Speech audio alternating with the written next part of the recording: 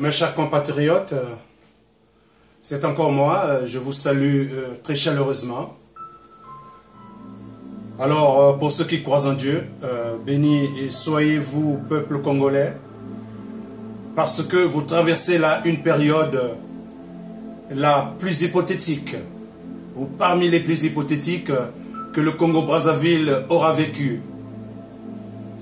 Cher bien-aimé, en quittant mon sommeil aujourd'hui, il a plu à Dieu de mettre dans mon cœur un message. Mais alors, un seul. C'est un message que vous connaissez. Mais maintenant, je veux vous l'amener à une dimension où vous allez commencer à réfléchir différemment. Si je dois donner un titre à ce message, ce serait la raison principale des guerres dans le pool ou au pool. J'aurais pu dire la raison primordiale de la guerre au pool. Aujourd'hui, je peux vous dire avec certitude que de la même manière que André Grenard Matsuwa avait fait peur aux colons, de la même manière que Yulu, précisément Massamba Deba, faisait peur avec son essence technologique et industrielle exceptionnelle, sa volonté immuable d'atteindre coûte que coûte une avancée industrielle qui développerait le Congo-Brazzaville. Ça, le colon n'aime pas voir ça. Il fallait donc stopper dans l'âme ces avancées qui tendaient à faire quitter ou à arracher au colon sa mainmise sur nos richesses. Ça, c'est pour la note introductive. Maintenant, nous allons rentrer dans le corps principal du sujet. Corps principal du sujet qui va s'articuler autour des points suivants. Points que nous allons développer ensemble. Je pourrais me tromper, chers bien-aimés. Vous serez là pour m'aider à rattraper ces points. Depuis André Grenard Matsuwa, la stratégie consistait à briser toutes les velléités de résistance au sud et particulièrement au pôle. Cela participe d'une viscérale stratégie d'extinction de toute volonté à oser résister au colon qui a trouvé son exécuteur aujourd'hui, l'homme de main sadique nommé Sassou Papi Zazou. Mais vous savez très bien que Frédéric Ntoumi fait peur à Sassou. Donc la raison principale de la guerre aujourd'hui dans le pôle consiste à exterminer Sassou et les jeunes qui seraient attribuables au Ntsilulu pour que finalement ce peuple qui a l'habitude de résister soit éteint de la même manière qu'on a éteint le peuple amérindien.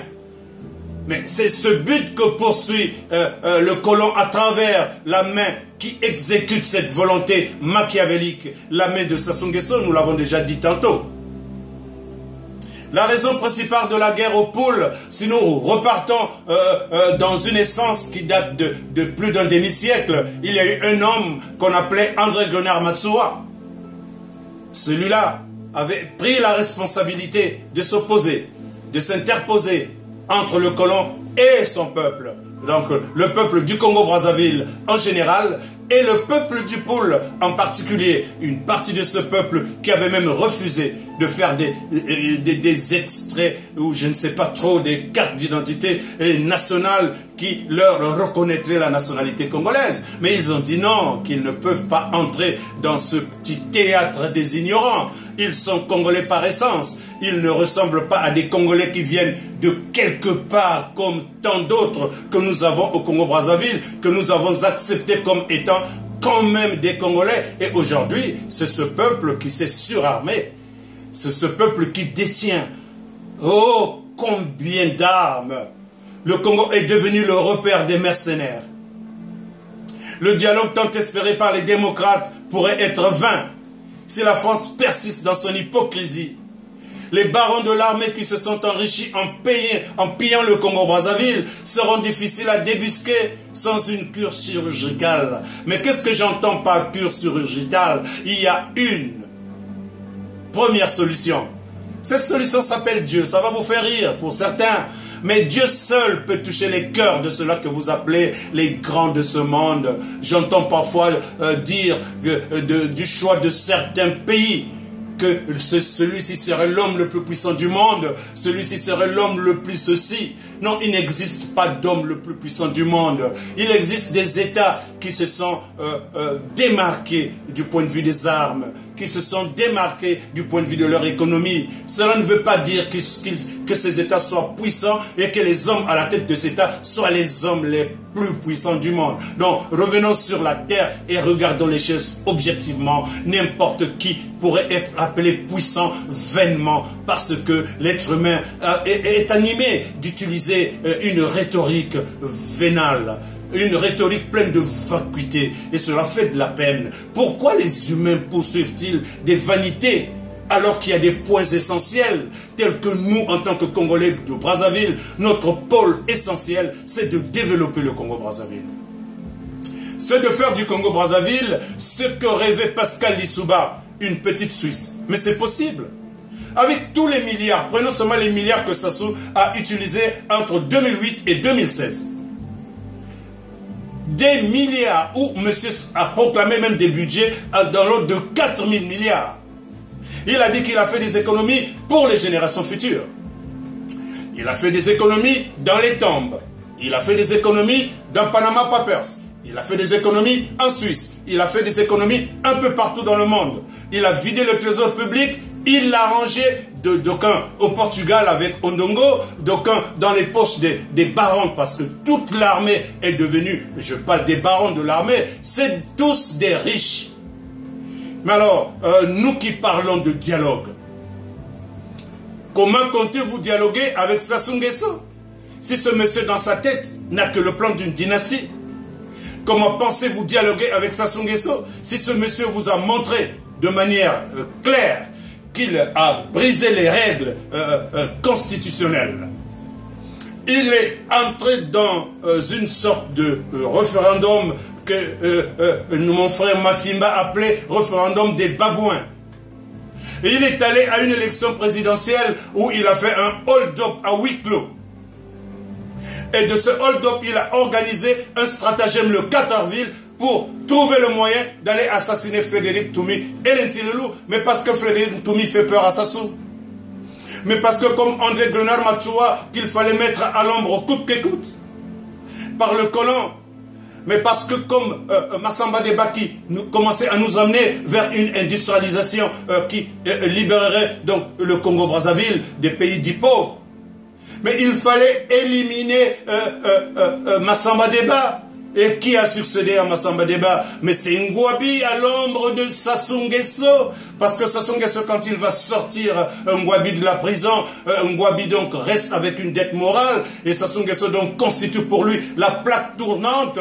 Et cette plaque qui va tourner autour de sa gorge. Parce que finalement, Ngouabi a trouvé la mort par Sassou Nguesso dans ses plans machiavéliques. Mais derrière tous ces plans, croyez-le, il y a la France. Oh, vous allez me dire, mais tiens, toi, tu es habitué à accuser la France et Sassou Nguesso. Mais oui, c'est Sassou Nguesso qui est la main, qui exécute les plans, excusez-moi, machiavéliques de Sassou Nguesso. Et c'est la France qui est à la manœuvre. Souvenez-vous de Jacques Chirac. Jacques Chirac a simplement ramené Sassou Nguesso au pouvoir en marchant sur des cadavres. On parlerait des milliers et des milliers de Congolais qui ont été décédés pour que Sassou revienne au pouvoir. Alors comment voulez-vous que la France, qui depuis la nuit des temps prépare tous ces stratagèmes pour s'approprier les richesses du Congo-Brazzaville, du Congo démocratique également, nous en parlerons parce que la plupart des gadgets qui sont utilisés sont pris au Congo démocratique, soit à Brazzaville. Ce sont deux petits pays frères qui ne sont séparés que par un fleuve, des pays qui parlent les mêmes langues, qui ont le même destin, le destin Congo. Les Congos avec K, qui sont les véritables, j'allais dire, propriétaires entre griffes du royaume Congo. ce peuple du centre, ce peuple auquel Dieu a manifesté son pouvoir premier, ce peuple qui a trouvé son essence en Égypte et qui par le cours des migrations s'est retrouvé en Afrique centrale et s'est morcelé au Congo. Les deux Congos aujourd'hui, mais qui pour moi constituent un seul Congo avec K, revenant au centre de notre raisonnement. La raison principale dans la guerre du Poul aujourd'hui s'appelle Frédéric Bintsangou Toumi, parce qu'il fait peur à Sassou, parce qu'il avait résisté une première fois. Sassou n'avait pas pu lui mettre la main dessus. Bongo est entré dans la danse, lui qui savait jouer avec l'argent du contribuable pour aller éteindre des feux que la France allumait. Bongo était devenu le grand médiateur, comme ils savent jouer avec leur rhétorique. Nous parlons leur langue. Ils jouent avec les mots pour essayer d'arranger des stratégies qui nous endormiraient. Non, vous ne pouvez plus endormir tout le monde. Il y a des gens qui se sont élevés au niveau de leur conscience pour comprendre vos petits calculs machiavéliques. Nous allons partir maintenant vers la fin de notre vidéo parce que l'effort consiste aujourd'hui à faire des vidéos qui ne dépasseraient pas 15 minutes. Alors, pour faire court, les guerres du Poul participent d'une viscérale stratégie d'extinction, de toute volonté à oser résister au colon. Parce que le colon n'est pas mort, le colon est vivant. Et cela a trouvé son exécuteur dans la main sadique du vampire Sassou Nguesso. Mes chers démocrates, le dialogue que vous souhaitez tant va être un dialogue théâtral. Parce que la séparation de pouvoir, vous n'allez pas l'atteindre avec Sassou Nguesso. Tant qu'il est là, tant que ses barons sont là, eux qui se sont enrichis en commettant des crimes économiques et des crimes de sang, ils ne seront pas difficiles à débusquer sans une cure chirurgicale.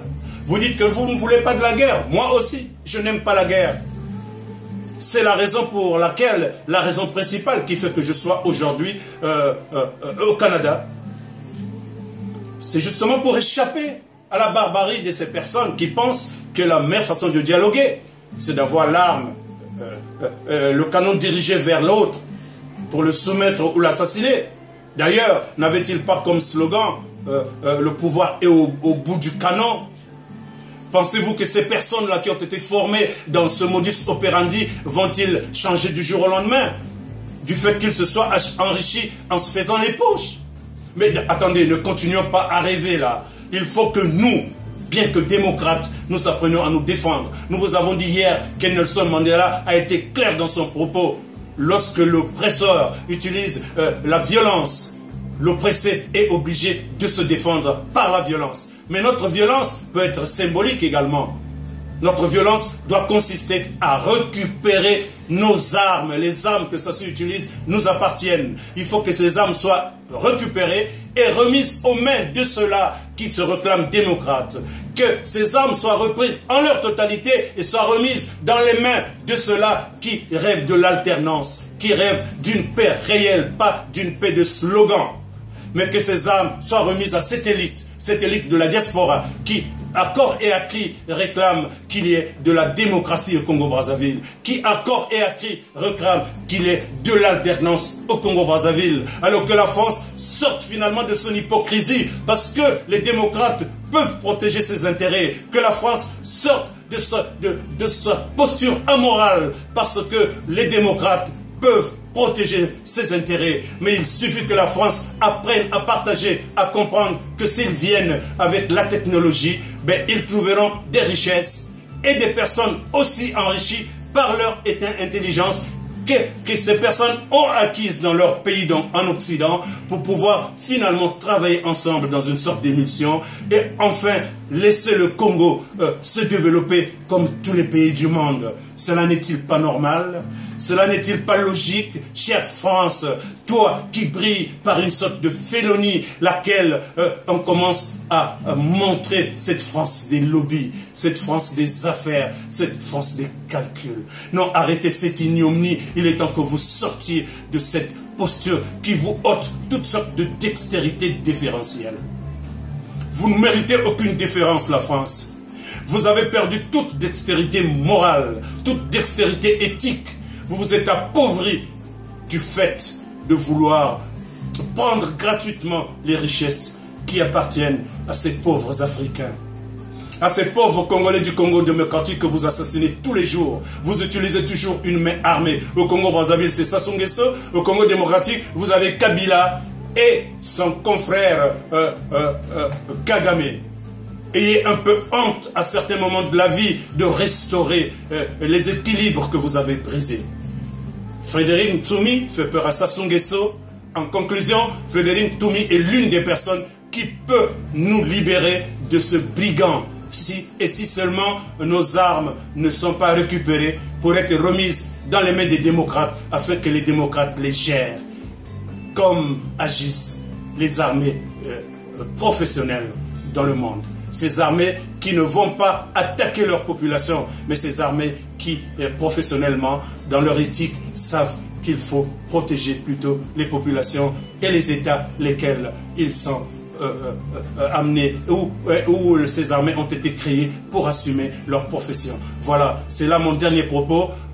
Donc, croyez-le, la raison principale de la guerre du pôle et au pôle, c'est simplement d'aller assassiner Ntoumi maintenant. Ils veulent assassiner Ntoumi et tout l'Insilulu pour qu'on ne parle plus jamais de résistance dans le sud. Mais ils se sont trompés parce qu'il y a maintenant beaucoup de Ntoumi. Il y a maintenant beaucoup de Nsilulu. Tous les Congolais deviennent des Ntoumi. Tous les Congolais deviennent des Nsilulu. Tous les Congolais sont des Massamba Deba. Tous les Congolais sont des cardinaux comme la carrure de celui-là qu'on nous a arraché brutalement à la vie en lui mettant sous le sol vivant. Ce cardinal Émile Biayenda qui est une figure de la résistance et de l'âme sacrificielle auprès de Dieu. Père, il est temps que tu puisses agir. Il est temps que tu puisses arrêter cette ignominie. Il est temps, cher Père Céleste, glorifie ton nom. Chers compatriotes, que l'amour de Dieu nous conduise et que nous soyons plus que vainqueurs dans le nom de celui qui par son sang nous lave et nous justifie. Soyez bénis, peuple congolais, et je vous souhaite beaucoup de courage. Beaucoup de courage pour que finalement nous demeurions plus que vainqueurs en son nom.